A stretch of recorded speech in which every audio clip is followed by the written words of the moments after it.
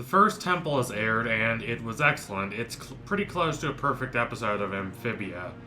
You have everything you could possibly want in an Amphibia episode.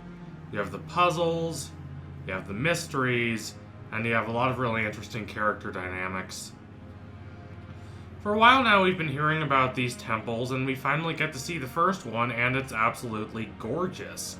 It's nestled in midst of deep forest, and it's surrounded by all these brain mushrooms, fitting as it is the Temple of Intelligence. It looks like it's been abandoned for a long time, but it's still a gorgeous place. Now, I have to ask, are there brain mushrooms here because this is the Temple of Intelligence? Were they, transplanted here? Or did they decide to build the Temple of Intelligence here because there were already brain mushrooms? Who knows? But more importantly, what's significant about this temple is that it's beautiful and really well constructed. It's evocative of the best temple dungeons in The Legend of Zelda, a series that immediately jumps to my mind when I think of this show because of its courage, wisdom, power dynamic, with Marcy being representative of wisdom. And like in the best Zelda games, there are wondrous puzzles once you get inside the temple. Marcy, able to read an ancient language, takes the lead. She guides them through the temple. Okay, maybe guides is a bit of a misnomer. She mostly just charges ahead and hopes they can catch up. We'll talk a little more about that later. There are three major puzzles in this temple. The first is about solving this Rubik's Cube-like puzzle to open the way ahead. The second is about stepping on only green tiles, because if you step on other tiles, you either die by burning or you die by getting crushed. And the third is about this Amphibia variant of chess that Marcy is very good at playing. Marcy excels at all of these, but this comes at a cost. She's very single-minded, she's very narrow-focused. She's unable to focus on much of anything outside herself, and that includes the friction that builds between Anne and Hop Pop throughout this episode. The pain between them lingers, and that might be my favorite part of this episode. It's not like Hop Pop's betrayal magically vanished from Anne's mind after the end of After the Rain. It lingers, and they both have to deal with that. Anne even considers herself not really part of the family, which is just one of the most heartbreaking things she could have said. But anyway, we learn about the temple, and we learn about Anne and Hop Pop, but we also learn about Marcy. Throughout this temple, she's a little callous. Not intentionally so, but she's a little blithe. She just kind of ignores those around her and just charges ahead. During the cube puzzle, Anne falls down, but Marcy doesn't notice. She's too busy trying to solve the puzzle. And as she does solve it, the room spins, causing Anne and the others a lot more suffering, but again, Marcy doesn't notice. She's too singularly focused. Later, during the second puzzle, Marcy just hookshots her way across the room, reaching the green tiles. And that's no problem to her. She's not afraid for her own safety. She's not afraid that she's going to get burned or crushed, which that might be a problem in of itself, but what's even more troublesome is that she just expects Anne to have the same level of willingness to go and thrust herself into danger without thinking of the consequences. She doesn't think twice about asking Anne to just try and jump onto this pretty distant green tile without thinking about whether she, Anne, is going to be crushed or burned. And in the third and final challenge, the Amphibia variant of chess, she doesn't really realize the harm that she's causing Anne and the planters at first. They're in the game, they're getting hit, but Marcy doesn't notice until the opposing system starts cheating. Until that point, it doesn't really register to her that anything is going wrong, even though she's putting people she ostensibly cares about in a lot of danger. Ultimately, Marcy wins the temple by deciding not to play, and I appreciate the emphasis on humility. It's left unsaid, but the clear implication in this episode is how no one has been able to beat this temple, not because no one's been smart enough, but because no one who is smart enough has been humble enough to walk away, as Marcy does. That said, Marcy is not exactly the most humble person herself.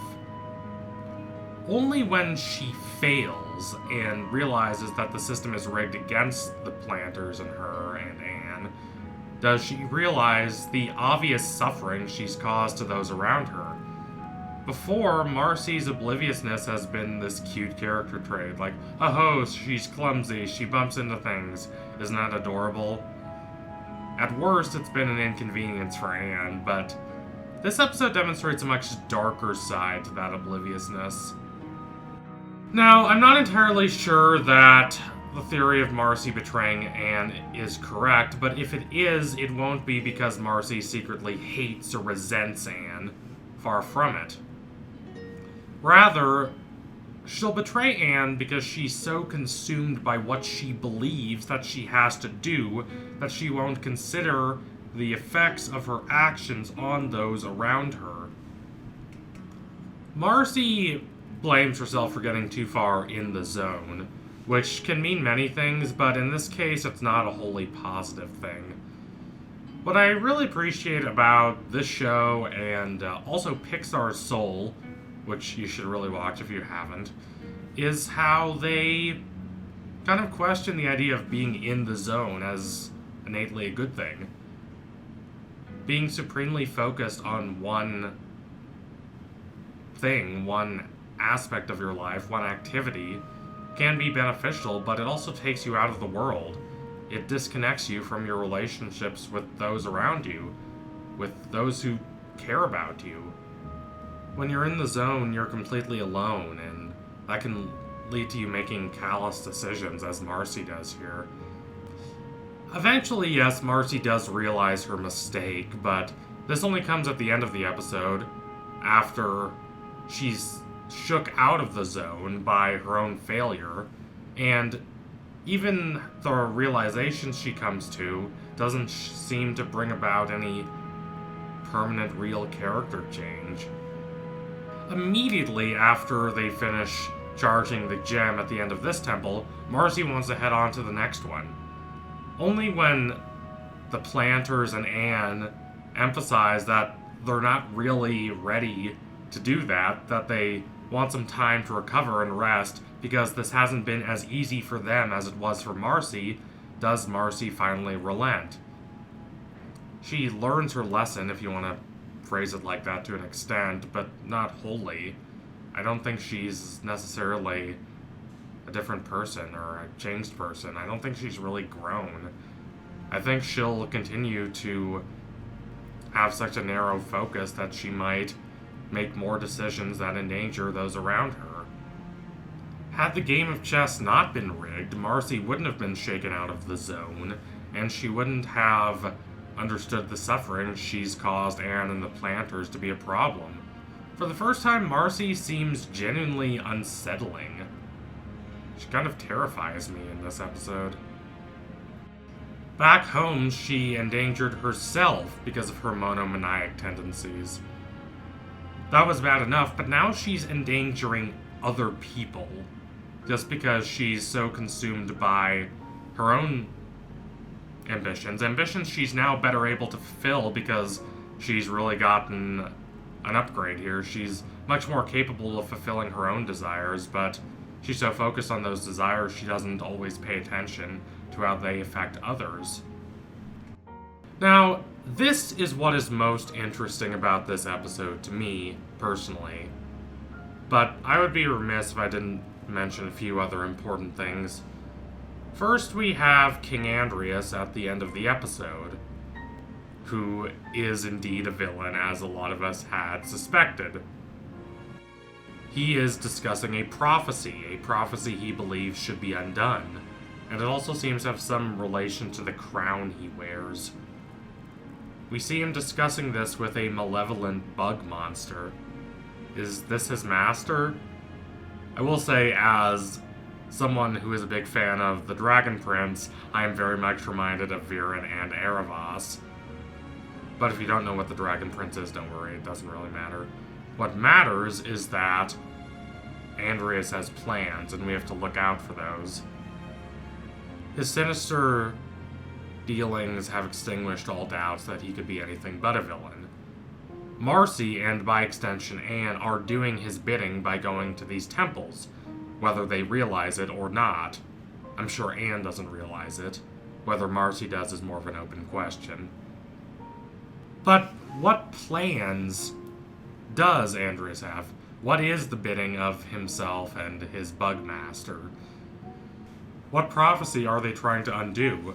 Whatever their plans are, I'm sure these plans aren't good, but as to what they are, we need only look at the episode itself.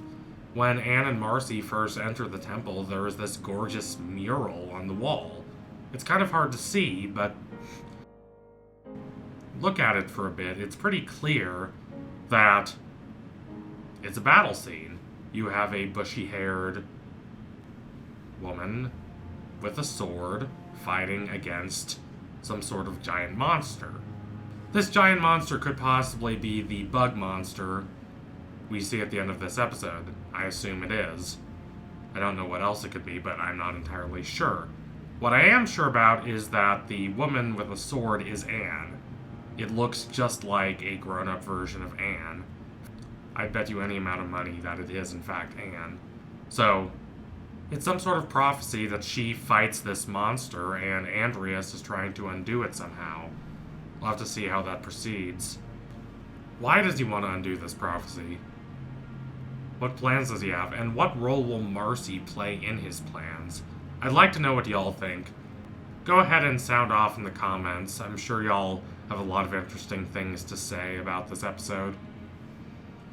So thank you for watching.